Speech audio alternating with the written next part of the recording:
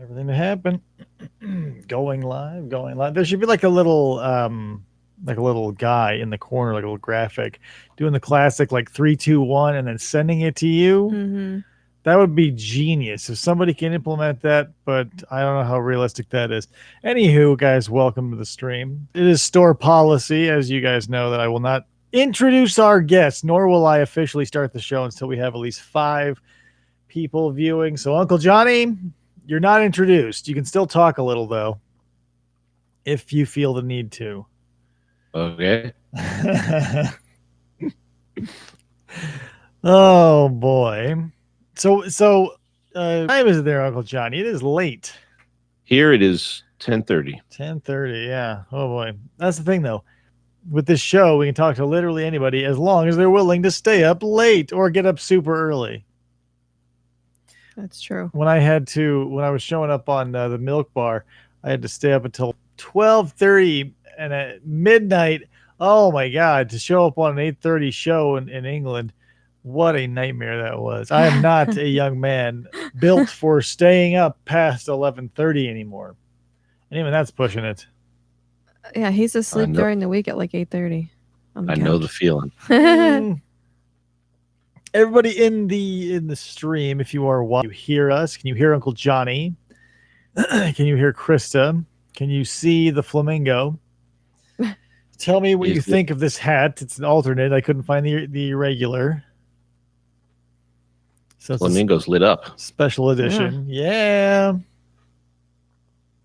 I can't hear the flamingo. He's not mic'd, but everything else is a yes. All right, you know how it is. It just froze up on screen, so I don't know what's happening. Really? Because on my end, it still looks fine. Like it says live and everything. We dropped to 2. Okay, you're moving again. Oh, this is great. I got the sound turned down, but I think you're out of sync with what you're saying, so I'll try not to pay attention too much. Buffering. Oh man, why is YouTube starting to suck so bad? I'm very unhappy with it. Because all it's taking is canned video and just they're saving all their bandwidth for Russian politics. Yeah, well, I can be a company man if it'll give me some goddamn gigahertz. I'm not too proud. They say it's back. Okay, so we're back. Now we're back up to 4. Remember, guys, 5 is the magic number. 5 is the key that opens the gate. Thought 3 was a magic number. Usually, yes. 1 is the loneliest number. That's true also. That's right. 3 Dog Night. I wonder we should do like a nobody's wanted to do any music trivia or anything, but I think that's one of those I'd do that with you. It's one of those genres though that's like the breadth of knowledge would need to be so wide. Unless you just pick a decade, have different. Well, yeah, I'd be willing to do classic rock with you if you wanted to do that. We could try that. Yeah. Maybe I already have 5, but it's buffering. That 5th person's still buffering. If you're still waiting, I'm sorry. That's rough. Oh, side note, Jeff just dropped off your clock. Okay. So can he count as the 5th person because he was technically here? I guess maybe we'll have to get the clock. I don't know. But yeah, every time I think of like classic rock, it's inextricably tied to Alice Cooper because he not only like has a big lineage out here, like in Arizona, but he was on like this middle of the road like classic rocks like radio station when I was an electrician, which we all spent a lot of time listening to, and so he always just seems like this super tired old guy who's like, hey, it's time we're gonna listen to this classic Swiss Sister, but he's in his like 70s or whatever, so I can't blame him, I guess. That's right. Everything after 50 is tired. He still wants to rock. And I get it. Like, that's the thing. Like, eventually... Well, rock pays the bills. Yeah. But eventually you stop wanting to, like, fight the system so bad and just kind of, we want to take a day off here or there. Not allowed. Whatever. We're hanging at 4, man. I don't know. Yeah, so So there's definitely a delay between the audio and the video. Like, I'm noticing. okay, that's no good. Like a long time. Well, that's because you hear us talking through a different thing than the Yes. YouTube video. Yeah, there's Yeah. always going to be a delay of at least So there's whatever. there's a lag there. Yeah. Yeah. Oh yeah, I was like, oh my god, is that true? Okay. But like, okay. You know what? Let's see. I could sign in using my second Gmail account. YouTube just sees numbers. They don't care if there's a face behind them. Now we'll just go ahead and start because I mean, four is close enough. And plus the 1 thumbs up, that's like 4.25 people. Yeah. All right, guys. Hey, everybody, and welcome to the stream. My name is Dave, and this is Hangout and Trivia. It's an FFOP production. So, as you well know, coming to the show like this, you saw the Facebook updates and whatnot, and you're like, man, time for some trivia with America's Uncle. So please, everybody in the typing square, say hello to Uncle Johnny and thank him for coming on the show. Hey, Uncle Johnny. Hello, and you're welcome. Yay. Glad to be here. Thank you. So, all the way in, Connecticut. Yes. What's the weather like there? Like right now in the woods. I'm Up curious. here, up here it gets a little. It's doing the chilly. It's starting to think about fall. We keep getting these like random kicks to the balls where it's like it'll be, I don't know, whatever, 92 one day, and that in context is a nice day. And I'm like, oh man, what a sweet treat this was. And then it'll jump back up to 118 the next day.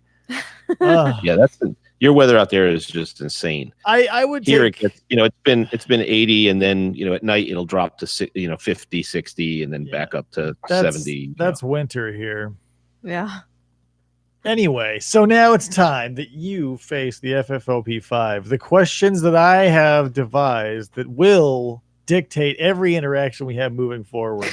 Let me put on my smart guy glasses. Are you ready, Uncle Johnny? I am. I am ready.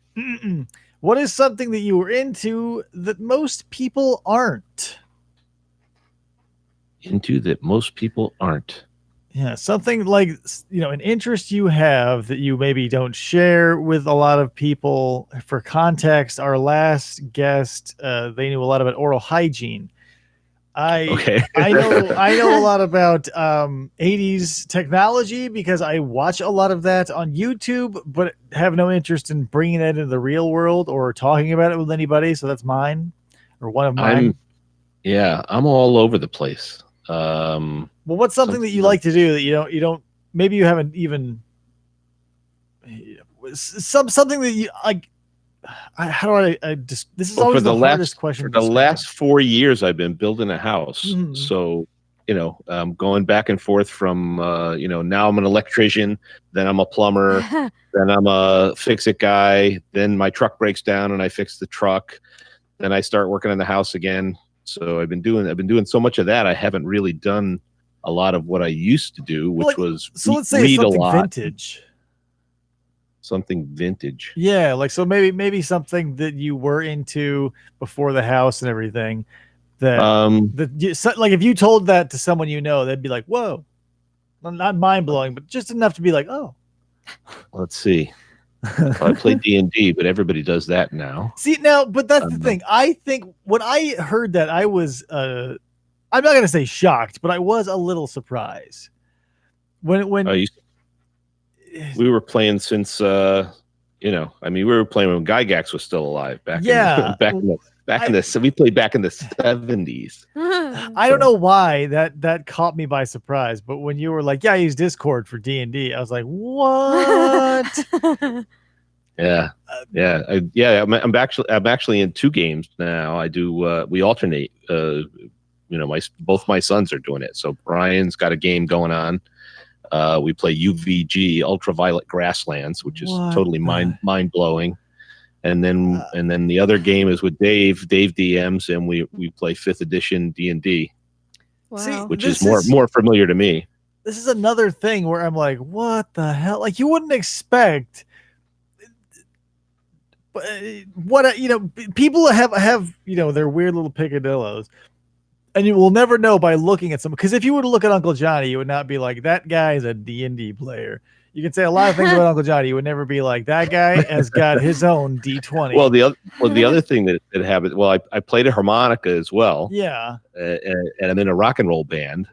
I would buy those based on the look, though. People don't look at me and think rock and roll band, but the band has been on hiatus since March because you can't play out anymore. Right? Yeah. I mean, but here's what you should do is like do a streaming thing on YouTube. Like, I'm watching so many musicians do like live streaming concerts on YouTube now. It's so cool. If you could find someone to just set up a camera and plug you guys into a feed, you could do, charge like $2 a head.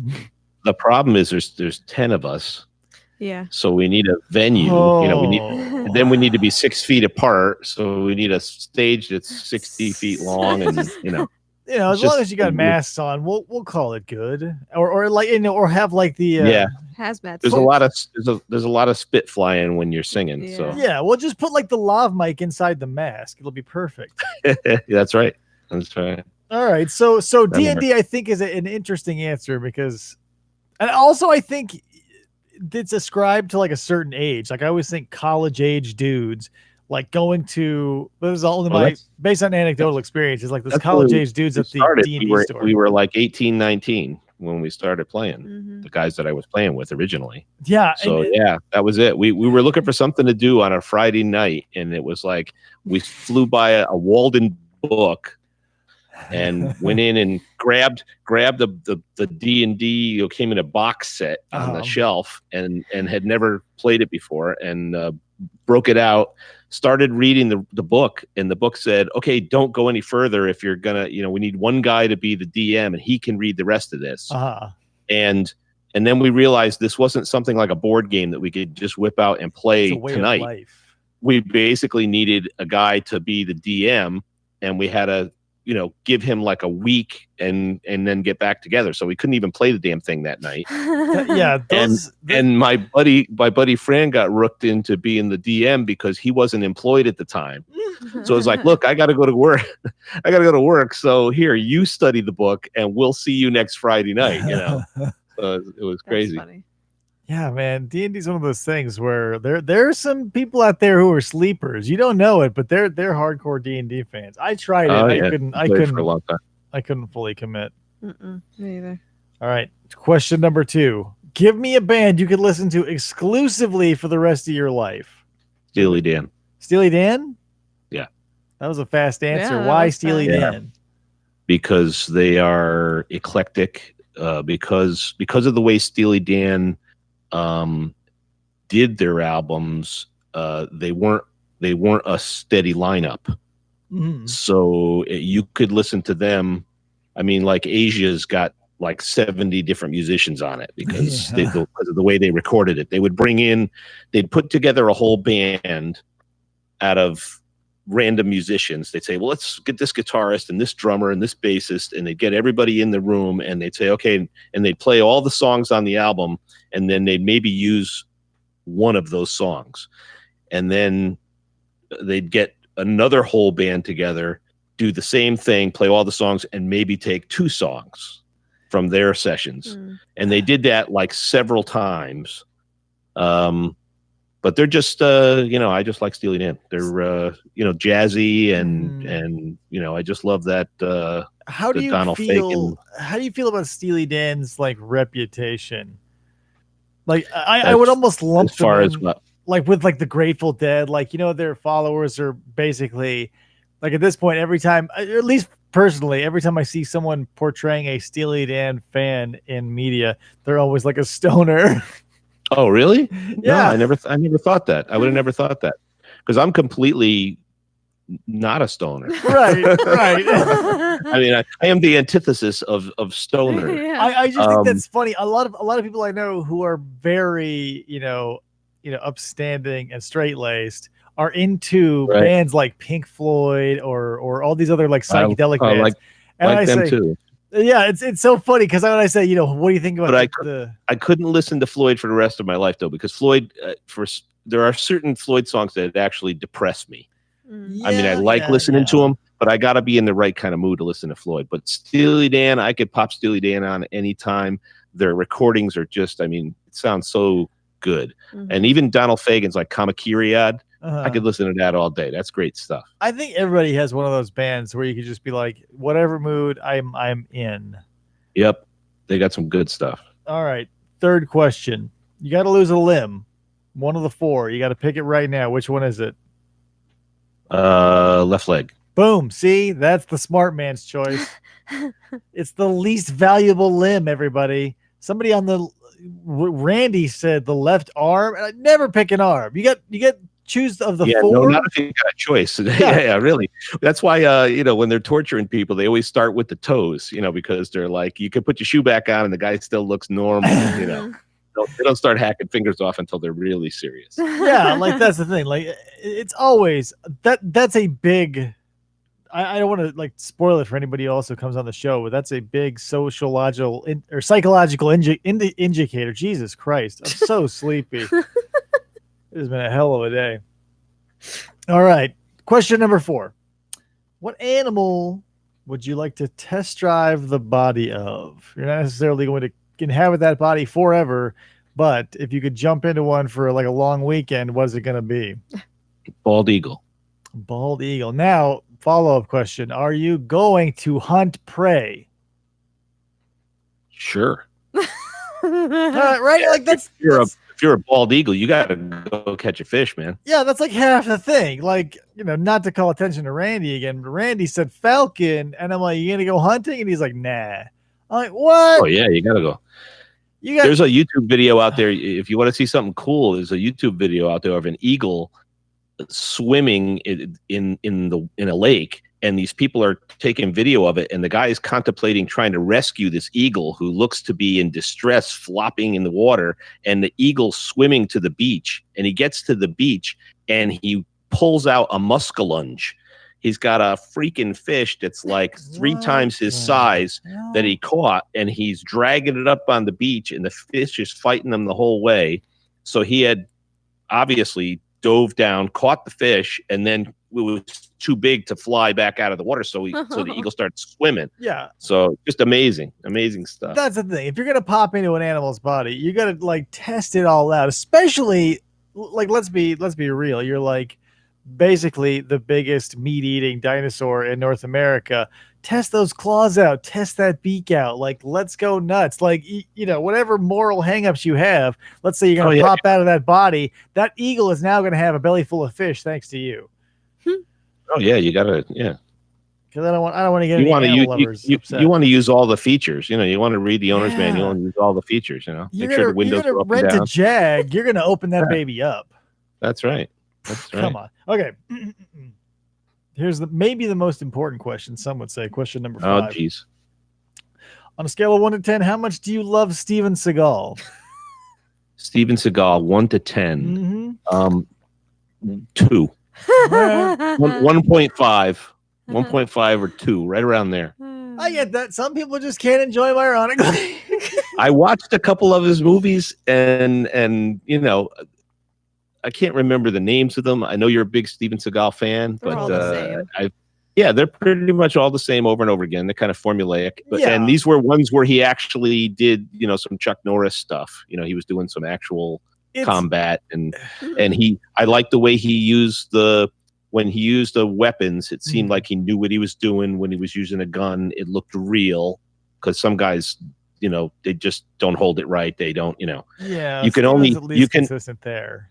You can only rack the slide on a 45 so many times, before you're going to shoot somebody. I mean, they always make the clickety click noises before they do anything with the gun. So the guy comes in the room, clickety click, and then see, the guy says something that pisses him off, and it's clickety click again, and it's like, well, what are you doing? What do you there Listen, should be like live rounds flying out of the port on the top all over the ground around your feet because you didn't use any of them. You just keep racking the slide. That's how I like to So I show don't- people I don't I'm get it. serious. I like to if I'm threatening somebody, like if I'm the head of a mafioso like style crime syndicate, what I'll do is I'll rack a couple of live rounds onto the floor to show them I'm serious. To be like, those. That's right. I That's could have right. shot you with those, but guess what? Now Still we got know- more. That's right. Now I'm down to 6 now because there's a few on the floor. Yeah, so I'm definitely saving one for you. So the closer we Yep. get to that one, like, hey, that's a There you good go. that's a good interrogation technique. Next time I'm interrogating someone, I'm gonna write that down. Do it. So, pretty good showing on the interview there, Uncle Johnny. I think we got. Okay, good. I didn't embarrass myself. Yeah, I mean, at the very least, we haven't the taken. first question where I don't know what I do that would be I guess D&D is the only one. Yeah, I think that's the thing. Is like if you can say, oh, it's no big deal, but if I ask you a single question, you go on like a tirade, like I do, like that shows there's something there. There's a deep mind. So Krista, Yes, we got some literacy questions, not literacy, literature questions. we do. That would be a fun trivia question on literacy. Mm. Can you read? Yes That's or right. no? So it's time for team names. So Uncle Johnny, what's your and team name? I know that you do this, and I meant to come up with one ahead of time. I was going to cheat and come up with a team name and have it written down. But yeah, you know what? Let's do, in honor of literacy and literary and authors and stories, let's do It sounds Team like- TikTok. I'm Team TikTok Man. What? Oh, what? Okay, Team TikTok Man. Team TikTok man, huh? Okay. So I'm obviously not thinking of the right thing that you're referencing. What are we referencing there? Well, that would be Harlan Ellison's story. Okay. Repent, Harlequin, said the TikTok Man. I was also thinking possibly TikTok from Return to Oz. Yeah, no, never. I know that exists. I never read that one. I'm It's not like great. everybody else. I only read Wizard of Oz. I didn't read the other 9. Listen, the first one's frustrating, and they only go downhill after that. I'll tell you this. He's got some weird characters in there. That's for sure. Yes, and like really stupid plot lines. Anyway, we're not talking about that. So we got Team TikTok man. I am since I'm doing a Lovecraft one next time. I don't want to like use a Lovecraft reference. Oh, I'll be Team Block Okay. after Robert Block. Robert or Lawrence? Robert. Robert. Okay. Or maybe I can be Team. No, Team Block. We're Team Block. I already wrote it down, Okay. so you can't take it back. I was going to be Team Robert Blake, but that's a Lovecraft reference, and I already put a moratorium on that. Mm. Did you spell block right, Krista? Oh, I don't know. BOL. BOL. BLOCH. Is he CH? Yeah. Yeah. All right. So now, Uncle Johnny, you are the guest. So I will graciously let you have the first attempt at the question. But obviously, if you can't, I'm going to try and steal it and vice versa until we decide who the winner is democratically. All right. Sounds good. According to Forbes magazine in 2004, who was the first person to become a billionaire by writing books? Stephen King. Oh. No. Ooh. Oh, first person. Okay. I'm going to say James. 2004, Stephen King. I'm going to say James Patterson. No. Damn. J.K. Rowling. Ian- Oh. J.K. Rowling. Mhm. Harry I was Potter. gonna go like Ian Fleming next or Oh, somebody no. like that. Well, J.K. yeah, Rowling. Ian Fleming, it wouldn't have taken him that long, right? He was like, Yeah, whatever. I wouldn't think Uh. so. All right, Krista, hit me. Okay. Published in 2009, which American writer wrote the sci-fi novel Under the Dome? I don't know. Don't know. Under the Dome. Gonna steal. Crap. Hold on. Was it the guy who wrote Dune? I don't know. Nope, that's Frank Herbert. I forget. Once again, I say Stephen King. Yes. Oh, what? Yep. Here's the thing. I'm one of those Stephen King fans who read one and was like, "Yep, I get it," and I'm done. I tried. I read Under the Dome. It did not thrill me. It kind of like didn't end. It was like, That's what just they went, all it just do. kind of petered out, and I'm like, oh, you know what, Steve? Come on, you can do better than this. I But tried Salem's never Lot. you never really found out what was causing it at the end. It was just like some weird thing was happening. Okay, great, thanks. I appreciate a good wordsmith, but let's tighten that shit up, man. Come on. Yeah. Well, he's got a formula and it's working for him. So Yeah. have you read his son stuff? Joe not. Hill. Joe Joe Hill is very good. I haven't read any of Owen King's stuff yet. I got a couple on the shelf. Hardly are the sequels better than the original, or even as good. All right, They're not Krista. sequels. Well, They're yeah. separate writers. Well, they're sequels to Stephen King. Uh-huh. The whole family writes. His wife writes as well. Tabitha King. Stacks of paper everywhere. Oh my But God. yeah, if your last name's King, like I would write. I'm terrible. Well, Joe Hill did that on purpose. He used his middle name is Hillhouse, Joe Hillhouse King, and he haunted decided somebody. to use his middle name, so he would just be Joe Hill when he when he sent stuff in, so that he didn't want to ride on Dad's coattails until he was established. So now he's his own established thing. I think that's a good idea. Sure, but like if your dad's Stephen King, like what are the odds that you're not gonna soak up some of that? Like just be like, hey dad, how do you write a story? Like bam. Yeah, just around the house. Yeah. Like, hey, if your dad's Stephen King, I'm gonna change my name, so I'm not gonna write his coattails, but I'm definitely gonna use the access I have to him 24/7 to learn how to write a compelling story. What do you think about this idea? Yeah, I mean, come on, change the name, woohoo! But your dad's still Stephen King. Krista, who's up next? It's in the DNA. Yeah. It's Uncle Johnny's turn. All right, Uncle Johnny. In L. Frank Baum's original novel, The Wonderful Wizard of Oz, what color were Dorothy's shoes? I don't remember. Let's see. Okay, so if they weren't red, I'm gonna say gold.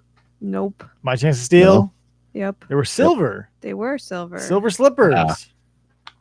Silver slippers. What a world! Also, what a weird story. Like, I'll give you the first one is at least a little compelling because like the characters are all at least semi two-dimensional. By the second one, like literally the second one, it is such a steep drop off. All the characters are one-dimensional. All the adversity is immediately overcome. It's like literally a walk, like a 3-year-old getting walked across a park by an adult. Not very good, is what I'm saying.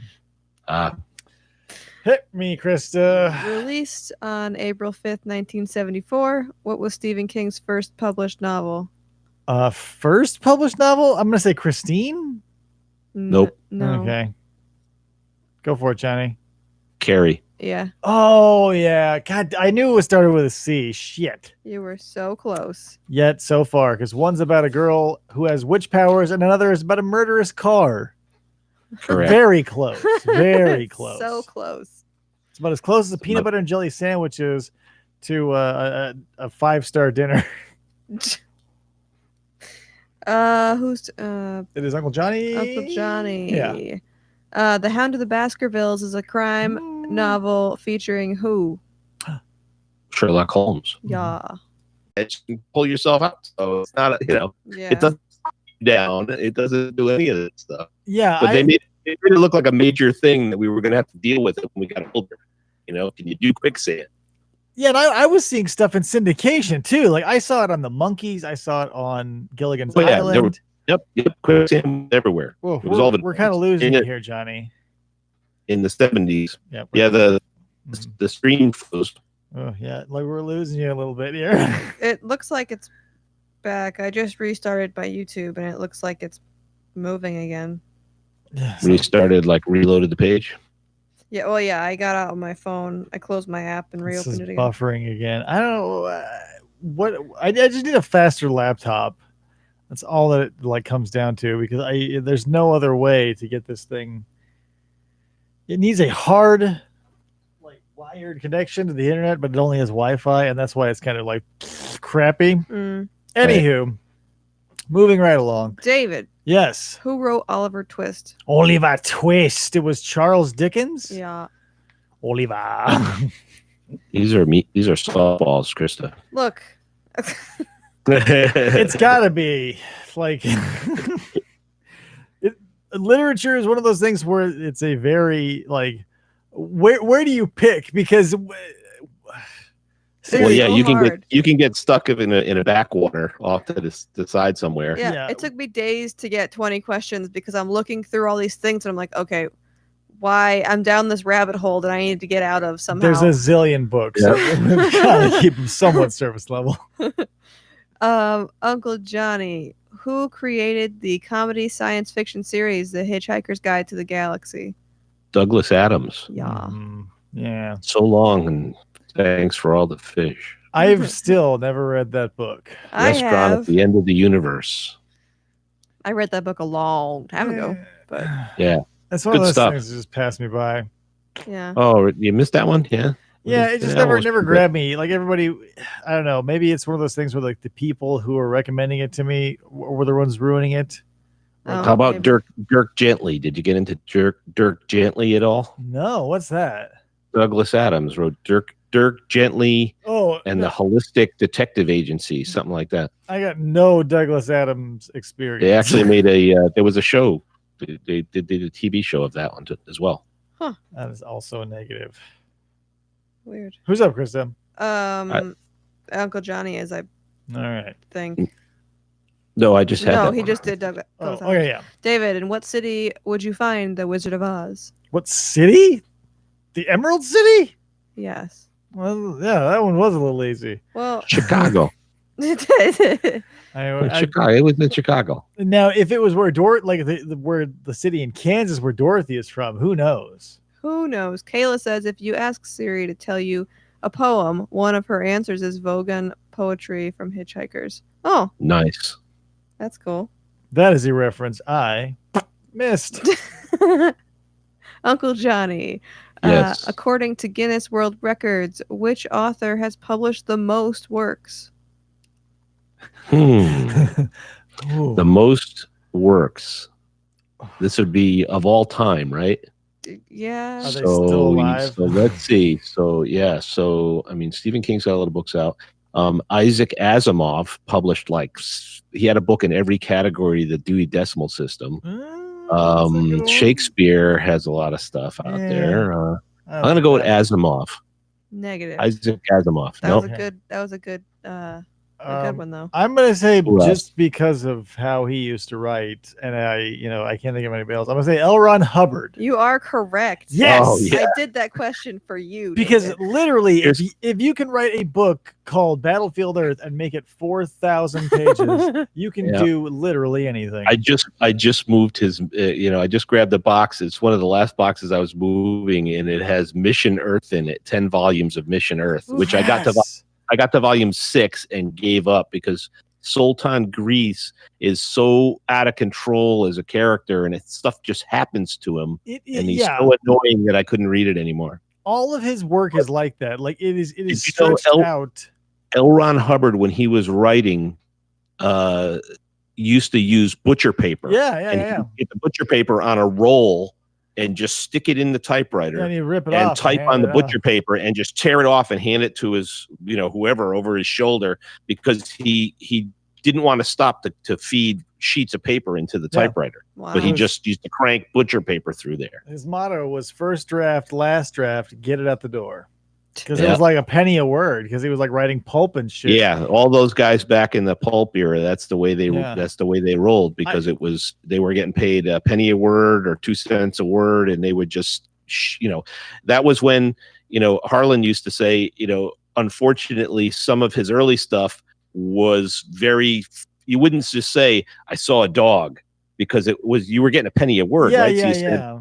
as I walked down the street through the fog and the rain and the drab, miasma of smells that were, crawling through the gutter, I saw a yellow dog with pink eyes and blue hair, and you just, everything was so overwrought that it was just But the because- decadence is almost like it's almost like rich food. I like that in some cases, especially like if it's a real pulpy like murder case. Well, it's or great in supernatural. It's great in the noir stuff. Yeah. You know, the like the Private Eye stuff where you hear the guy talking in your head, you know, that kind of thing. It was cool I'm for also that. a sucker for like over describing shit, maybe. Oh. That's just me. Chris, who's up next? Uncle Johnny is. All right, Uncle Johnny. What musical instrument did Sherlock Holmes play? Oh, Violin. Yeah. oh. I didn't know that. What was the thing he injected into his arm? Cocaine. Cocaine. Also heroin sometimes, probably. That's, Yeah. I was thinking like nobody likes to talk about it, but Sherlock Holmes loved his coke. Man. Yeah, he was a drug addict. He had issues. But that's the thing. He was an anti-hero, but I don't think the modern, like, could you imagine if like the modern day Sherlock, like he also like did all this Sherlock stuff, but they also portrayed him having a coke addiction? I don't know if it would be as popular. Well, have you watched the one with Lucy I Liu. can't remember the actor's name, but the one with Lucy Liu as Joan Watson. Yeah, I took in a couple. He's a recovering heroin addict. Yeah. I took in a couple. I just wasn't. I guess the whole premise was he was trying to kind of tamp down his overactive brain. Yeah, that's what everybody, forgets. Like if he wasn't on a case, like his mind was so active, he had to dull. He'd drive himself crazy. Yeah. Yeah, he'd drive himself nuts. That's why he was always shooting guns off in his apartment and shit. Well, he would experiment with stuff so that he knew, like he'd get all the different kinds of cigarettes that were available and smoke them and examine their ashes so that he could tell what brand of cigarette it was from the ashes. It was that kind of stuff. forensics way before there was forensics. Yeah. And no one, like, even though like it was the most popular book in the world, like no real life policeman was like, maybe we should look into this shit. Nah. Back then they didn't care. They just rounded up the usual suspects. Right. That's nuts. All right, Krista, who's next? Is it me? It's you. I hope so. It is you. Give me another softball. Who wrote the Amityville Horror? Crap. I don't know. It's the wow, you went from like meatball questions to like let's get really obscure. And I just watched a thing like I figured you'd know this one. the only name, I'm gonna know when we hear the name. Yeah, I'll me probably too. be like, all I yeah. can think is and this isn't the right person, but Eileen Warnos, but that's the murderer. That's So I don't, that's I don't know. Johnny, you want to take a stab at it? I got nothing. All I right, got nothing. who? Jay Anson. Nope, I still got nothing. Jay Anson? Yeah. Nope, nothing. No, that does not ring a bell. All right. Okay, Uncle Johnny. The Mhm. Da Vinci Yep. Code opens with a murder in which famous museum? The Louvre. Yup. I mean, come on. The Louvre. Louvre. Dan Brown and Robert Langdon. Tom Hanks is Robert Langdon. Oh. I haven't seen it. I haven't either. It's one of those ones. It was good. As a movie, it was good. I like. It's basically a big long. It's a huge long chase movie. I mean, they're right from the beginning. They're as soon as he discovers they bring him in. He discovers like the first clue, and then it's a chase right from the beginning to the end. Yeah, I like religious fiction. I think there's a lot of mileage there because there's a lot of weird and interesting characters. But I don't know. It just didn't grab me. I tried reading rather like the Dante or the Inferno Club or whatever. I forget because I thought it was going to be related like really like a lot around Dante's Inferno, and that's how it's played up. And it's like just a passing mention. I'm like, yeah. So whatever. Religious fiction, step it up a notch, Dan Brown. I think it's your turn, David. Yeah. 'cause Uncle Johnny got the Louvre. Yeah. Who wrote the Martian Chronicles? Oh crap! And Trung read all that stupid crap, and it's not his stupid favorite author. The Martian Chronicles. God damn it! You're gonna say it, and I'm gonna be so upset. You are. Trung, where are you Trung. when I need you? Well, I can tell you the answer if you want. The Yeah, I answer. bet you could. I got a picture of him. It's going to be hanging on the wall of my library. Nice. I'm gonna say fucking Tyson frozen chicken. I don't know. Nope. Ray Bradbury. Yeah. Bradbury, yes. God Ray Bradbury. damn it. I don't know why I just got a really cool Mm. a really cool copy of Fahrenheit 451 from a new publisher that's been around for the last couple of years called Suntup Publications out of California. And this guy Paul Suntup makes these kick-ass books, of most of which I can't even afford. So I buy the artist gifts edition for $150. Mhm. The numbered editions go for like $750, and the Wow. lettered edition are like $2 or $3 grand. So what is so special about them? Are they bound in human They're skin? made out of basically they're made out of exotic materials, and usually the lettereds are letterpress Mm. copies, so where the actual type needs to be set in the machine and it actually makes an Oh. impression on the page, and So that's like stuff for a that. purist. Old school. Yeah, old school bookbinding type stuff.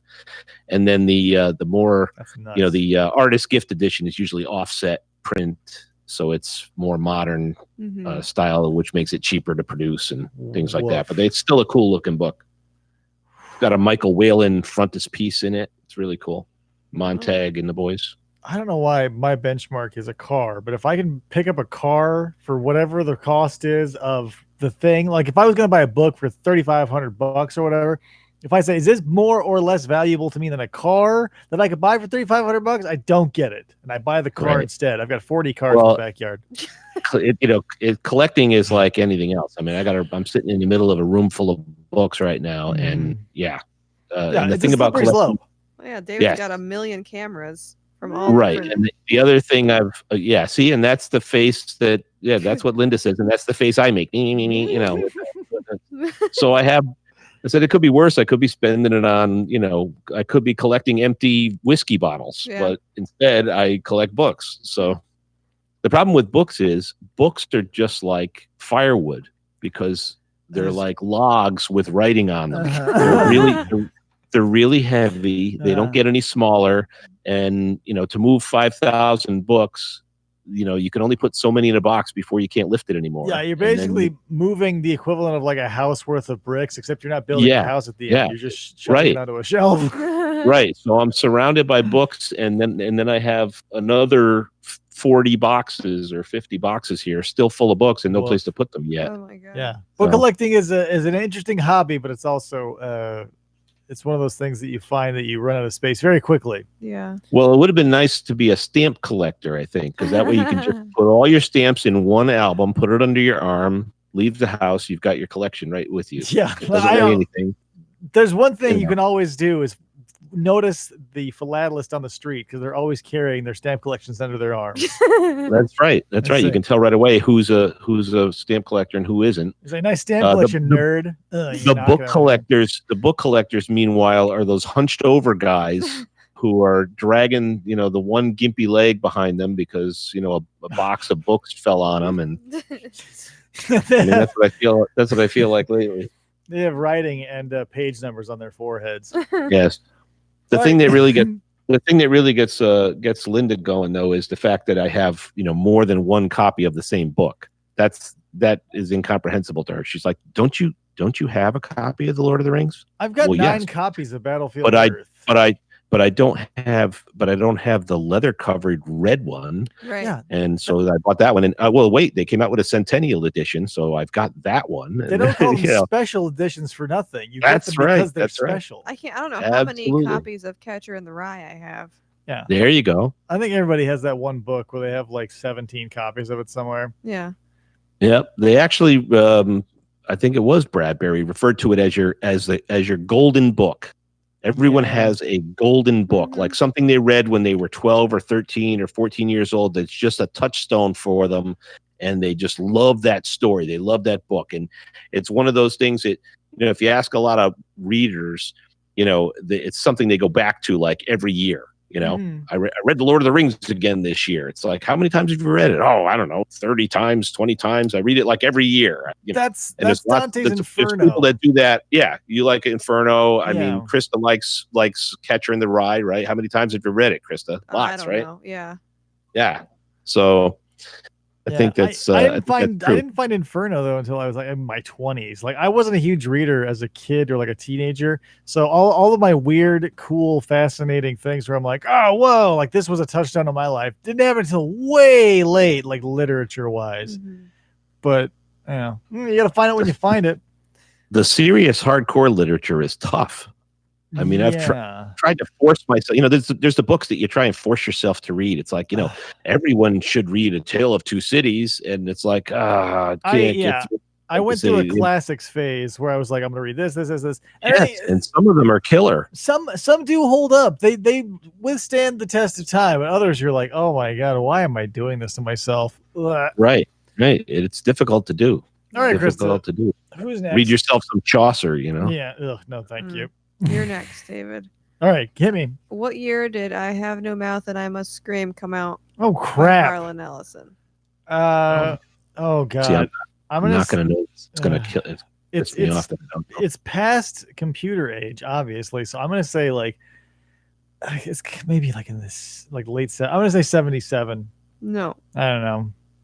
Johnny, what do you got? Think about this. It's gonna be a guess, which is gonna be sad because I'm a real hardcore Harlan Ellison fan. I really like this story too, so I know it's. I'm gonna say. What did you say? 70. I said 77.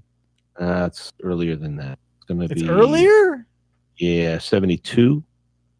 Nope. Krista, what is 67. What is 67 with computers and stuff. Oh, whoa. Yeah, he had the giant computer that. See, that's what basically it's basically Skynet gone bad. Basically, he wrote a story about the giant world computer that they all linked together, and then the humans tried to shut them off, and the computer rebelled and killed everyone on the planet except for 5 people. That the computer, which is now like stuck underground because they built the computer underground in bunkers, so it's all stretches out all over the world. And it just tortures these 5 people for eternity. That's the weird part about it. Like, I don't know, like, because you never know why these 5 people were selected, really. Like, there's nothing special about them. You learn about their backstory a little bit, but it's not like, Am picked them out for any specific reason. It's such a strange... Have you ever what you really want to do is if you enjoy any of those, especially Harlan Ellison stuff, is try and find an audio of him reading the story. Oh, I've heard that one. Unbelievable. He does such a great job when he reads his own stuff. It's amazing. I mean, he's got one of my favorite story of all time is the Paladin of the Lost Hour is the name of the story. I think I've read that. And what a fabulous story. It was a Twilight Zone episode back in the day with what's his name? Danny Kaye was the guy, and they did a passable job of it as a Twilight Zone episode, but it's much better as a story, and it's absolutely stunning as a listening, an audio story that Harlan himself reads. Amazing. And what was the name of that one again? Paladin of the Lost Hour. I'm gonna have to look that one up. Yeah, fantastic. Because I've got a lot of time to kill at work. So, Krista, who's up next? It's in Harlan Ellison's collection, Candy, I think. Krista? Uncle Johnny, what year did the sci-fi book 1984 come out? That was even earlier. 67 thing. Oh boy. 1984. George Orwell. When did he write that? Let's say I want to almost go to the 50s, but I'm not sure. 62? Nope. I'm gonna go. The Price. Dave. I'm gonna go Price is Right rules and go 63. No, 1949. 49. 49. Oh, yeah, Holy shit. Yeah, he was way early because 84 was going to be like, 1984 was the far future for that. In my head, I always confuse Orson Welles with George Orwell. I always confuse 1984 with Brave New World, Aldous Huxley, and I get the two of those books mixed up. Oh yeah, I guess there's sort of. Yeah, I mean, I don't know if they're the same, but the basic premise is kind of the yeah, same. the themes are sort of the same, so I can see that happening. Yeah. All right, Krista, hit me. Ichabod Crane is from what story? Legend of Sleepy Hollow. Yes. That is also one of those books where, or not books, it's like I think book is a short story. If you read it, the first half is so boring. It's about like the dances that he goes to and how many times he goes to dinner. And Oh yeah, courting. you're waiting for the headless horseman to kick in. Yeah, but you're having you want to hear about his social life. Yeah. Yeah, and like where he lives, what he eats. Who wrote that one? Oh God, it wasn't Hawthorne. Nathaniel Hawthorne. Daniel Hawthorne. Yeah. Is that right, Krista? Do you know? What? Nathaniel Hawthorne wrote that. Who wrote it? Oh, I have no Who idea. wrote it? He also you wrote didn't- Now, the cool thing about that story is it's based in Tarrytown, New York. Tarrytown, New York actually changed their name to Sleepy Hollow. Yeah, I actually know a guy who that all grew up there. takes place. Yeah, it was cool. Yeah, I think right next door to Ossining. Correct me if I'm going to get this name wrong, but it wasn't it Nathaniel Hawthorne who did like Goodman Brown or whatever. Oh, I don't know. You'd have to Google. Yeah, somebody would have to. Typing Square. Check the Google typing square. Yeah, check the Google. Did Nathaniel Hawthorne write? Yeah, because it was like it was just this dude who hung out in the forest. Oh, it was Washington Irving. That's right. Okay, Washington yeah. Irving. I knew it was one of those old guys with those old timey names. Mm-hmm. Thanks, T. Okay. Yeah, that's also a good story, but also I feel like he's a contemporary of Nathaniel Hawthorne.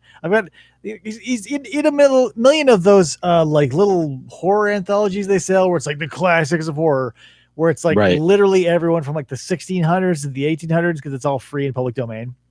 Yeah, that's right. All right, we have 4 questions left. Ooh. Team TikTok Man has 7. Yee. Team Block has 5. Oh shit! All right. Who's up? It's Uncle Johnny's turn. Oh, okay. Theodore. No more date questions, please. No more date questions. Theodore Geisel used what pen name when writing his children's books? Dr. Seuss. God damn it! I never knew what his name was. It's actually pronounced Seuss, Dr. Seuss, not Seuss, but everybody pronounces it Dr. Seuss. That's also per Harlan Ellison, who knew everything. He knew everything about everything. Him and old Samuel Clemens are like the two people here. Like, did you know his name was actually? It's like, yeah, okay, everybody knows that. Get over it. Krista, give me a question. I want some goddamn points over here. Which novel opens and closes with the letters of Robert Walton? I don't know. Robert Walton. I figured you would have known this one. Is it a Fight Club? No. Can we ask a hint question? Is it a horror novel? Yes. Dracula. No. Oh, but that is a good guess. What is Frankenstein. Frankenstein?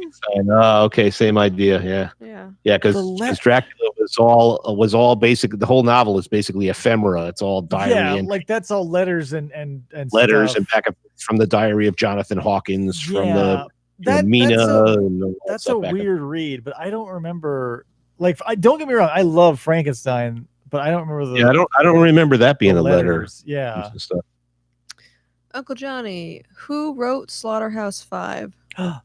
Vonnegut. Kurt Vonnegut. Damn it. Yeah. Of course. Kurt Vonnegut. I've ripped his titles off multiple times in my writing endeavors. Yeah, I got to read some more of his stuff. I haven't read all his stuff yet. What is Caleb? So many books in so little time. Yeah, for real. I heard closes in Walton, and all I can think is Goodnight, John Boy. Oh yeah, I was thinking of the Walton bookstore. Every time I hear Walton, I think the bookstore at the Walton's mall. bookstore, yeah. And B. Dalton. Why buy? Like, if you're gonna sell books, I want to know who came first, Walton or B. Dalton, and I want to know why you were like, yeah, this is a good idea. Let's do the thing that rhymes with the other guy. Oh, they're all gone now anyway. Oh yeah, but You know, I mean, still back in Okay. whenever they were showing up, like if J.C. Penney showed up and there was a store. so that many came- of the chains, even the indies got all beat up, and then so many of the chains, the small chain stores that were all over the place. Well, because it's all digital. Everybody got their Kindles. The one I mentioned earlier, what the heck was the name? I can't remember. But anyway, yeah, they're down to like what's left. I think Barnes and Noble is still a thing, Barnes right? and Noble, Yeah, that's it. that's Yeah, it. but 'cause the other Borders is closed. Borders went away. Yeah, Borders. Yeah, they've been gone forever. Mhm. I used to hit all of those stores when I was out working and driving around. But now I do everything mail order. Yeah, you have to basically if you have an author you like, you have to follow them on social media. Like Preston and Child, who I have to follow them on like Twitter or whatever. So when I can get their books when they get released. Otherwise, like I had no idea because there's one bookstore. Right. I'm not going to be in there all the. Let me tell you, the internet helped a lot because back in the day when I was trying to find books, it was like impossible. You'd have to go to bookstores and signings were just forget it. You couldn't find there were no signings around in Connecticut. It was hard to find. Everything was in California, New York. We've got some interesting indie stores here. Most of my stuff, yeah, I hit the indie stores all the time on the internet, and somebody will be touring. And I'll, just send them an email or place an order, and they'll send me a signed copy of the book. So yeah, you don't get to meet the guy, or the woman, but you do get a signed copy of the book. So. Yeah. All right, Krista, how many questions do we have left? And One. Is there a hope? Is there a chance? Okay, shit. Uncle John, Team TikTok Man has 9. Oh God. Team Block has 5. Still. And I don't remember who's. Oh, it's your turn, David. All right, now like it matters. Give it to me. Which sci-fi pioneer wrote The Time Machine? Oh, H.G. Wells. Yeah. I'm gonna say Orson Welles. That ain't right. H.G. Wells. Woohoo! Yay! 6-9. Uncle Johnny won. I kind of foresaw this happening. Me too. But well, you're in my wheelhouse here. Yeah, so let's be real. That's the thing. When I do these, some of our questions are, what time was it? What time was it when Arthur Conan Doyle finished the second story about Sherlock Holmes? And it was like, what? And then the other one were such meatball questions. This may be a this may be a hot take and an unpopular opinion. Like I love Sherlock Holmes as a character. I think all the Sherlock Holmes stories are so boring to read. Yeah, they are boring to read. I think what's his name? Doyle. There I go with names.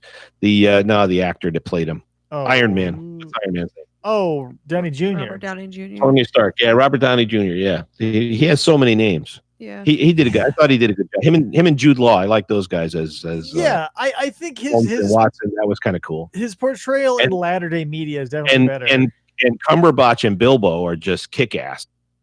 They're good too to watch as Sherlock. What's Bilbo's name? Yeah, the actor. I remember his name. Yeah, that guy. I'll think of it. He's always better.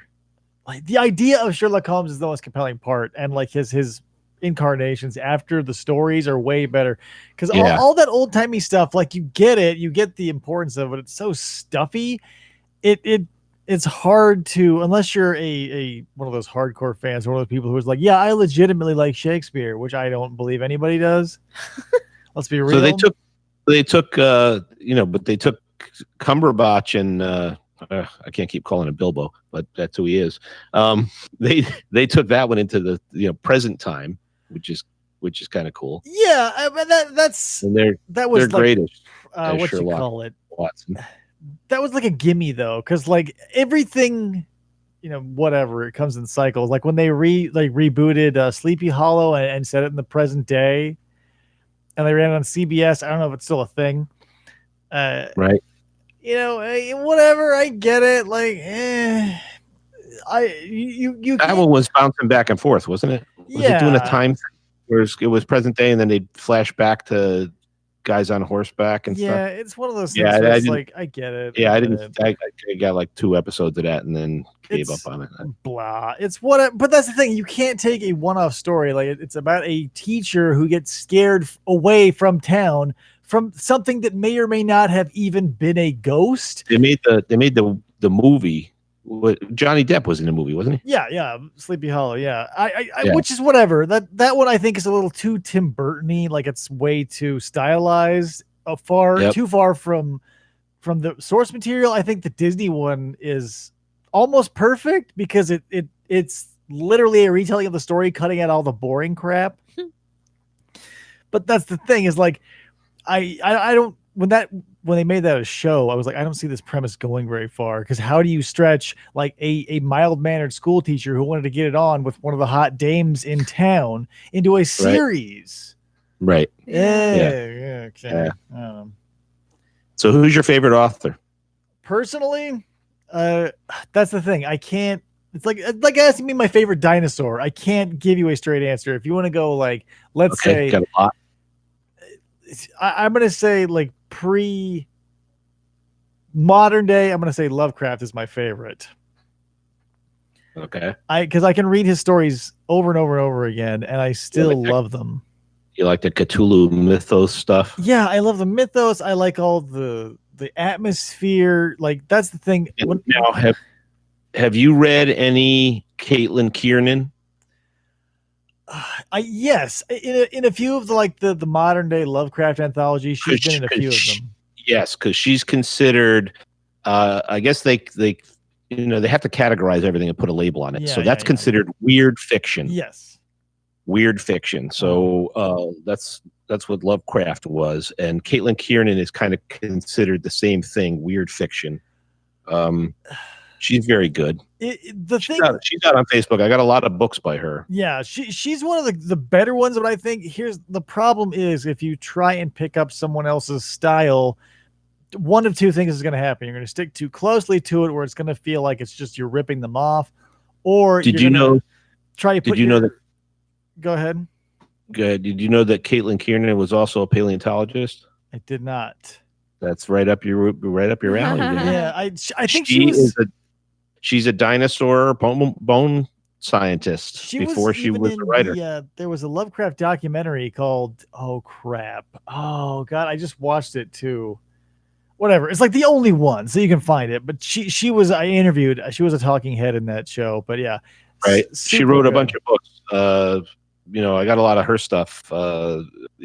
Limited and stuff like that. The Subterranean Press editions. She wrote Ammonite. Mm-hmm. Ammonite's some kind of little critter, right? Yeah, it's a paleontological right. cephalopod, So essentially. One of her books is titled Ammonite. Yeah. That's the thing. I was like, to my point is like the people who try to emulate Lovecraft and that sort of weird fiction either do it to the detriment of themselves, or they try and change it too much where you're like, I see what you're trying to do, but like you're trying to. I think one of the detriments is like when you take something old and try to like morph it into the standards of the day, and you can see that happen. Yeah, I don't all think kinds of literature. I don't think she's actually trying to do that. I mean, she's been in like Lovecraft anthologies, but she's not. I'm just saying she's not trying to knock them off. She's doing her own. Like that is a principle. Like if you've read the Larry Niven take on Dante's Inferno, it was like an updated 70s version. Whatever. Like don't. That had to be weird. It was like. Is it like Board of the Rings? Like a National Lampoon version of Lord. It's so like it walks the line between tongue in cheek and like legitimate, because like the main character is essentially playing Larry Niven as like this famous sci-fi writer who commits suicide, and then which is even nebulous, and then he just goes through a 70s version of Dante's Inferno, and like all the references are dated and it's very like clumsy, and I'm like, ugh. Don't take like classical anything and try to shape it into modern day things, because it's a product of its time. Mm-hmm. Let me throw some more authors' names at you and see if you read it. I'll just go down my list. Harlan Ellison is my absolute favorite author. Yeah, I've got Harlan stuff in my library. Some Harlan stuff. He's 99% short story. He's not a novel. Yeah. He wrote 1 or 2 novels. That's it. Mhm. Roger Zelazny, Negative. negative. Dan Simmons. No, Dan Simmons is very good. And he's these guys, especially Zelazny and Dan Simmons, are genre jumpers. They wrote in all the different genres. What Roger Zelazny, he's dead now, unfortunately. He had I think prostate cancer killed him, or colon cancer, one of those awful ones. Something. And he used to he'd write a short story or a book, and they'd say, "Wow, it's a great science fiction book, Roger." And he'd say, "Okay, watch this." And he'd write his next book, and it'd be they wouldn't be quite science fiction, and they'd be like, how are we going to market this? Because I can't put a label on it. We don't know what shelf to put it on in Barnes and Noble, and where we're going to put it. And so he would, mess with them. And Dan Simmons did kind of the same thing. Dan Simmons wrote some really cool science fiction, Hyperion, stuff like that. And then he also wrote Carrion Comfort, which is a kick-ass, and Summer of Night, which are kick-ass horror novels. Kayla says she loves Lord of Light. Yeah, Lord of Light was amazing. Zelazny would not appropriate, but he would immerse himself in religion. So Lord of Light is mostly Hindu. These people it's so far in the future that the characters in the book are colonists that landed on a planet, and the technology is so advanced that the first people to land on the planet were kind of made themselves into gods. Okay, yeah. And they took the names of Hindu gods. So there was Brahma and Vishnu and Shiva and Kali, and and they would and then the whole story goes from there. And Sam Mahasamatman comes back. They bring him back to life from his exile in the cloud circling the planet. They stuck his body back down as electrons and put him in another body. Wow. And he basically leads the rebellion against these gods, quote unquote. I might like that. Great Light, Roger Zelazny. And the Amber series, which is my favorite. I like the Amber series. I can as a creator, I can Joe. Excuse me. As a creator, I can see how you feel that everybody, I think, feels the desire to jump outside of their comfort zone every once in a while to do something. And that can be very cool, but then how do you, if you're known for something, how do you I feel like you're doing yourself a disservice. If you jump into sci-fi, you talk to a lot of writers, and they don't like to be pigeonholed. They don't want to be known for writing the same story over and over and over again, which is kind of what you were saying up front about Stephen King, that a lot of his stuff was just same formula over and over again. But then how do you market yourself? What Simmons and Zelazny that was their thing. Well, that's the thing. They didn't really give a shit. They just wrote it about that, how it was going to get sold. They wrote the book they wanted to write, which was admirable. Have you ever read, and this guy's out your way, have you ever read any Joe Lansdale? Negative. I've got pretty much everything Joe Lansdale's ever written. He's from Nacogdoches, Texas. Oof, we're having a kind of a rough call here, Johnny. There was a TV show on for a little bit. Oh, yeah. You ever hear the Hap and Leonard? You ever seen the TV show about Hap and Leonard? Those are two of his characters. We're having a tough time. I'm having a tough time understanding because we're breaking up a little bit. Oh, I don't know why. Me either. I'll sit still. Okay. I was starting to wave my arms around. Oh, yeah. Maybe you're interfering with the radio signals that your computer's putting. Cosmic rays. Yeah, you're blocking all the space radiation. let me adjust my tinfoil hat here. Is that better? Maybe, yeah. So anyway, yeah. So we could go right around the room here. Lots of good stuff. Yeah, I was Then there's the mainstream guys. You read any mainstream stuff? Dennis Lehane. Honestly, I Dennis follow Lehane. very few authors like religiously because I don't Yeah. have a lot of time to read, so I just stick to like my President's Child or all the Right. their ilk. But that's what you need to do when you're getting into like literature, is like there's so many things out there. It's like, oh, have you seen whatever show on Netflix? When it's like a drop in the bucket. Like there are so many shows and so many pieces of material there. It's incredible. I mean, you used to be able, when I first started collecting science fiction, if there were 100 science fiction books published in a year, it was amazing.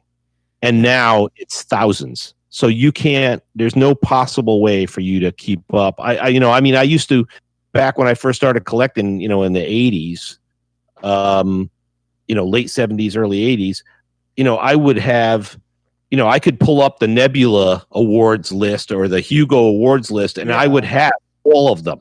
I would have all the nominees. I would have read all the nominees, and I'd have a copy of all of them on the shelf. Now they come out with the Nebulas, and I look at it and go, "Who? What? I don't know that. What is that?" So we're getting these smaller and smaller splinter groups, and it's hard. It's hard to keep your finger on it. Yeah. And I noticed in like the 90s and the 2000s, I was a science fiction guy, so I'd go into one of these bookstores to the science fiction section, and all the books had elves and dragons on them, and I'm going like, "What the hell is going on here? Yeah. Why is the fantasy over here with the science fiction?" And it burned my ass that you would go into the science fiction section and you couldn't find a book by Theodore Sturgeon, or you couldn't find a book by Harlan Ellison, and you couldn't find and I mean, that's just insane. I mean, Sturgeon is he's like one of the pillars of science fiction. Yeah. For some reason, sci-fi and fantasy, for some reason, sci-fi and fantasy meshed over the years. And, and the sections have gotten smaller. Yep. And you go in to buy, but you go in to buy, you're looking for I mean, because there's subgenres of the genre. So you have science fiction, and then you have hard science fiction. Do you want to read hard science fiction? Now you're talking Arthur C. Clarke, Asimov, Kim Stanley Robinson. Those guys are hard science fiction. Gregory Benford. They used to call them the killer bees. Gregory Benford, Greg Bear, and the last guy with a B name that I can't remember. And those guys were, they were writing all this really cool hard sci-fi. So hard sci-fi is basically, you can take the concept out of the book, look it up on Google, and somebody's doing research on it. I like and then hard they sci-fi. and extrapolate into the future or whatever. Asimov was really good at hard sci-fi. I read the Foundation trilogy, and it's one of those books where it's weird and bonkers, but he does such a good job at explaining the future tech, because in between these books, you're jumping 50, 100, 250 years for all these characters. There's a movie being made of that. Yeah, I'm going to take a pass because I think it'll probably suck. I don't know what they're going to do. Yeah, I don't know what they're going to do to it. Harry Seldon. Yeah, there's no way you can take a concept with it like this and make it into a movie, because you're jumping character to character. You're right. It's tough because you're not following the same character as nobody's going to your POV. That. It's not your point of view character through the whole thing. Yeah. Yeah. So that's tough. And they're remaking Dune again. They're doing Dune. Whatever. Yet again, they're going to try and get Dune right, but I don't know. Good luck. Listen, movie people need to learn, books are books. You can turn a short story into a movie because there's enough content there to stretch out an hour and a half. You can't take a book and squeeze it into even a 3-hour movie. You can't take an Isaac Asimov, 400-page novel and try to a 90-minute flick. It's not going to happen. Stick to short form fiction to turn into movies, because you only need an hour and a half. And that's why you can't shake a dead cat without hitting a Philip K. Dick, based on Philip K. Dick. Yeah. All right. mean, everything. I mean, they just The Man in the High Castle. I just got done watching the whole run of Man in the High Castle, and that was a book by Philip K. Dick. That was an actual novel by Philip K. Dick. But most of his other stuff, what's the one with Tom Cruise? Minority Report. Minority Report. That was a short story. Blade Runner was a short story. Yeah. Total Recall was a short story. Keep it short. I mean, those were all Philip K. Dick, and they must have made 6 or 7 movies out of his stuff. Yeah, if But you it keep was it short, they can make it into a film, and it won't it'll be less likely to disappoint. Yes, The Man in the High Castle. They got 4 seasons out of it, I think. Yeah, A regular novel. So four 10-episode seasons. So that's 40 hours. that's probably get not the job. right length. Yeah. Have you read the short story Mimic? That sounds familiar. Give me a. So basically, it's real short. Actually, it's like 3 pages maybe, but it's about this giant insect that like moves into this apartment building, and it's kind of told Rear Window style almost, where like it's this creeping fear of like these giant insect people who are infiltrating, the city or yada yada yada. And they made a movie on that short story, and like it was almost perfect tonally, because when you take 3 pages of material, that's perfect for 90 minutes of movie, because you're gonna have to like introduce these characters, establish them before you can get to the actual meat of the thing. And it worked out perfectly. The sequels got shitty, obviously, but that first one I feel like was so close to the source material because there was so little to work with. It was almost impossible to screw it up. Right. Google says it was written by Donald Wollheim. Donald Wollheim was a Golden Age writer. Yeah, he wasn't super famous, but good stuff, I think. Yeah. There's a lot of short ones back there. I've got a whole shelf full of just anthologies. Yep. They're all short stories, and some of the ones there are some kick-ass short stories from back in the 50s, 40s, 50s, 60s. Mimsy Were the Boar Groves is the name of one of the stories that I remember. It's basically these kids find a thing that's kind of like that game Simon. Okay. And they end up sliding into a parallel universe. So is there an allusion to the Jabberwocky? Is that what I'm getting here? Well, more the language, the Lewis Carroll, nonsense language. Yeah. Would start speaking like this. This guy's kids were and they'd set up their toy room, would have these weird, turn left at the block and turn right, and they had geometries that didn't exist, and then the kid would just disappear. Okay. Reality into another one. That sort of reminds me of Dreams in the Witch House. Yeah, cool stuff.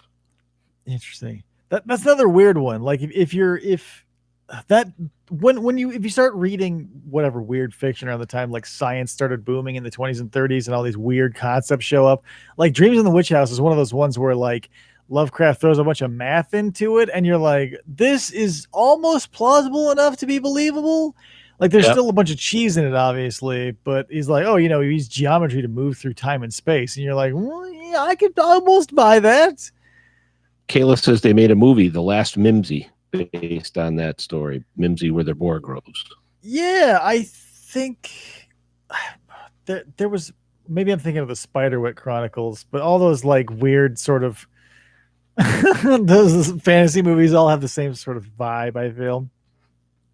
Yeah. That's interesting. Oh, I don't know. So let me ask you this, Johnny. What book or short story or property would you like to see transcend the written form and be a movie or a miniseries or whatever? Adventures of Lasney's The Amber series. Okay. Back when I first read it in 79, 80, it would have been impossible to make because of the special effects involved. Right. But now it would be a piece of cake. You could make it at home now with the technology they have. I mean, he had stuff in the Amber series. There's devices like they had trumps, they called them. They were playing cards with the pictures of the royal family of Amber on them. And if I wanted to talk to you and you were in another dimension, basically the whole premise of the thing is Amber is the one true reality. Mhm. Everything else is a shadow of Amber. So Earth is just a shadow of Amber. So things are a little different. The physics work a little different. The farther away you get from Amber, the closer you get to chaos. Okay. They're on either ends of the spectrum.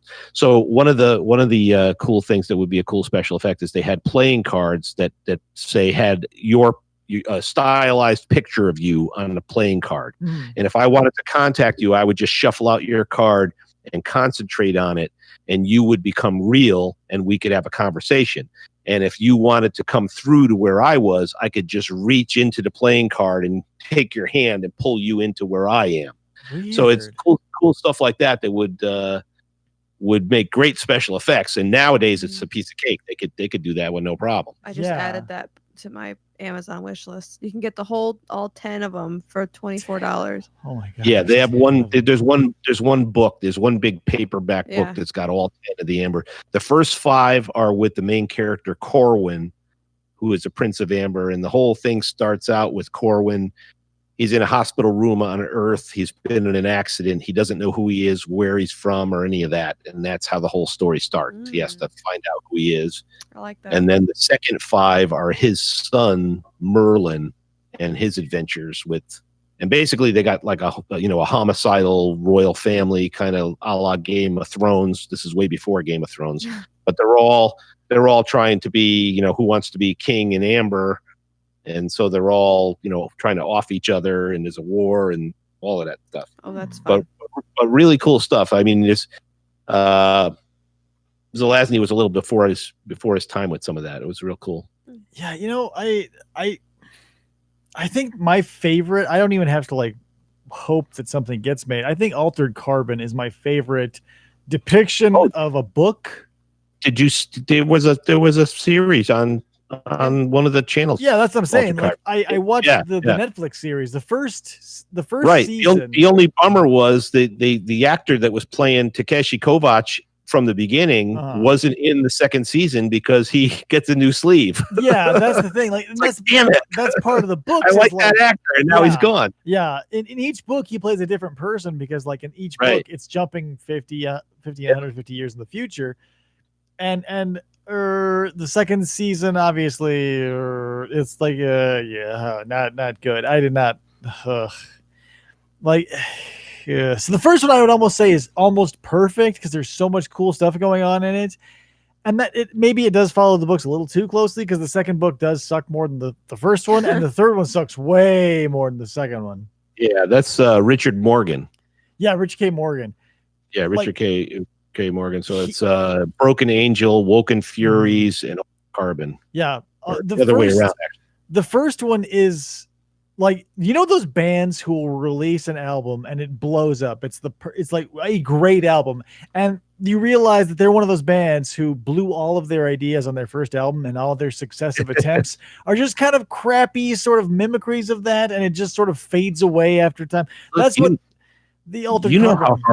You know how hard it is as a creative person to try and you're always second guessing yourself. You're always trying to outdo yourself. Yeah. And then, like you say, you can either give them the same stuff over and over again and bore the shit out of yourself, or you can branch out. And then as soon as you branch out, people are like, "Oh, what are you doing? We really liked your first book." Well, great, go read it again. Right now I'm writing my 6th book, and it's about something different. But the problem is, like, let's say with the Preston Child, my favorite authors, each book of theirs is a further exploration of the character and the world that they live in. In each one of the Altered Carbon books, it's just a watered down version of the one before it. Like in the first one, there was like a weird, almost bordering on super awkward amount of like graphic sex scenes. And that gets ramped up in the next book, and then again doubled down on in the third one, where like I feel like the author wasn't trying to tell an interesting story. Altered Carbon, the porn edition. Right. no alteration needed. Like it's the craziest thing where like I feel like the author is like trying to really drive home the point that like this character is cool, he can smash mad puss, like you want to be like him. And the first one felt like interesting story. The second two were like this character. Well, the first one had a whole murder mystery in it. It was basically a future murder mystery. Yeah, it was sci-fi noir. Yeah, because basically they thawed the guy out. That was the whole reason for thawing him out. They thawed him out so because he was a criminal, or whatever, and they had put him on ice, literally in cryo for 100 years, and then they woke him up 100 years later in the future to solve a crime. Yeah, they spun him down. They put him on ice. But that's the thing. They use terms like that, but it's just taking out your memories and putting them in a computer somewhere, or taking your stack and doing whatever. And that one, the whole thing was an actual device that was based at the base of your brain. That was as long as that device didn't get damaged, they could just re-sleeve you.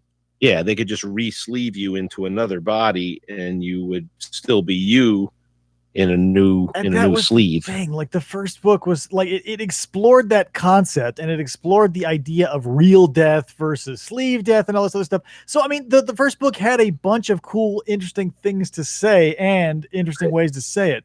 By the second and third one, it's just like, all that's by the wayside. All the mystique is gone. We're just living in this world, and now all these people we're forced to hang out with are dicks who just fuck each other randomly, and like for long stretches, like page after page of this awkward, like, I get it. Move on. Like I'm gonna have to go. So what you're telling me is after I get off this radio show, I should grab book 3 and find a comfy chair. If you like if you like being wildly uncomfortable, I can't recommend that enough. Like it's written so bad.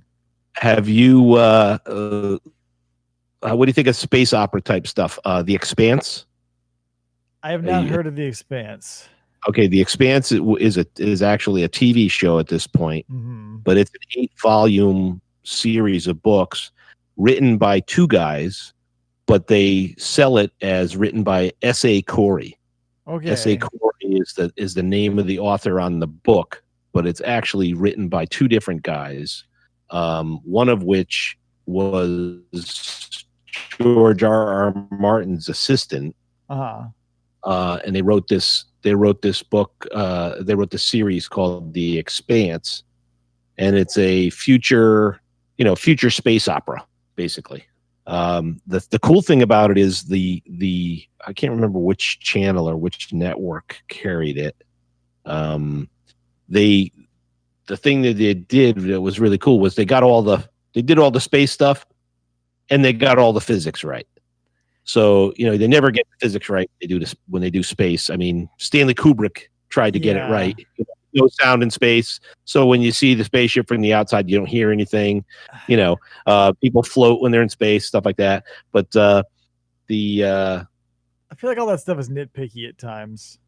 Yes and no. If the kind of want enough. Well, it can. Yeah, if it's good enough. But I mean, say if you're like going back to like weaponry or whatever, you're a gun guy. You go shooting, you go to the range, whatever, and then you see a guy grab a gun and he's by the barrel instead of by the grip, and you're like, well, what the hell? That's annoying. That's annoying to you. When you see a guy rack a shotgun 5 times before he shoots it, it's like, it's empty now, dude. It's empty. Every time you walk into a room, that's a Sylvester Stallone movie. Every time he walks into the room, they rack the shotgun again, and now it's empty. Listen, I'm no stranger to full nitpicking. Circle from the beginning. So that's the same thing with the space stuff. When you're looking at space, and it's like Star Trek. Okay, well, all the ships have gravity because in their universe they say, okay, we got a thing that makes gravity on the ships. Gravity generator. Well, in The Expanse, what they do is it's all due to thrust and momentum. So, if the ship is under thrust, well, then we have gravity. If the ship is not under thrust, we have no gravity. Yeah, that's like the crappiest way to do it. That's lo-fi. That's right. It's lo-fi, but that's the way they do it in this universe. So it's cool because they got it right. They got stuff right. But and basically the weaponry in space is funny because all you really have to do is throw a rock at a guy moving at a decent rate of speed, And that's all you need. You don't need lasers. You don't need ray guns. You don't need any of that shit. You just need a big chunk of metal and just throw it at them. It doesn't have to be a warhead. It doesn't have to explode. You just take this, take a Volkswagen Beetle, load up 20 of them, in the mass driver, and just shoot Volkswagen Beetles at guys, and that's all you need to do out there, because you get hit by a Volkswagen Beetle in your spaceship and now you're screwed. An interesting take on sci-fi, the Volkswagen Beetle Alliance and wars. That's right. But if you got a shield like Star Trek, that Volkswagen Beetle is right. Well, then you have then you have to then that's when the arms race escalates. I think because now those guys are shooting Oldsmobiles, and we just have Volkswagen Beetles, so we're in trouble. They probably stopped the Beetle firing right before like Kirk era Star Trek. They were like, "Hey, we got photon torpedoes now." And they're like, "Hey, we can stop shooting Beetles at people." Great, and that's why Volkswagen no longer makes the Beetle. I would love to see just one scene, maybe even like edited in after the fact, like a flashback, like Chekhov's like, remember the old days where he spins around? It's not even Kirk, it's other captain. He's like, "Sir, we're out of Beetles," and he's like, "Oh my god!" And the ship explodes.